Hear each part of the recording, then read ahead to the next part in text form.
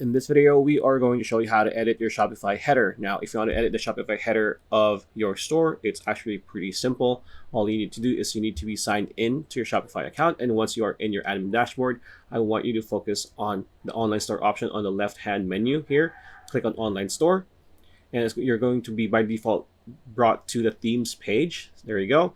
So on the themes page, I want you to focus on edit theme. So click on edit theme. So this is where we can edit pretty much everything on our Shopify store, every asset, so on and so forth. So we want to scroll down to where our header is at. So this is going to be our header, right? So click on header to edit it. So as you can see here, you have two menus here. You have your right-hand menu where pretty much all the editing happens.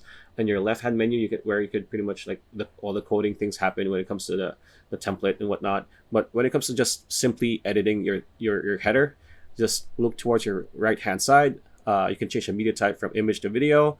So media type 2, which is again image to video. So you can have more than one element here. So, and same way with the mobile media, which is going to be what your header will be looking like if you browse using a mobile device. Section link, so you could add a link here.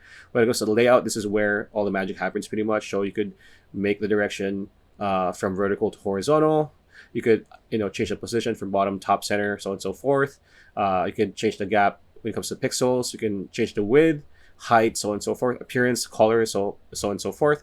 So after you're done, right? So as you can see here, if you look towards your upper right corner of your screen, if you hover the save button, it's grayed out because I haven't really changed anything.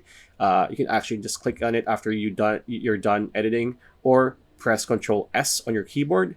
After that, whatever editing or customization you've done to your header will be saved. So pretty much it. That's a video. Hope you liked it. Like, comment, share, subscribe, ring that bell icon. We'll see you on the next video.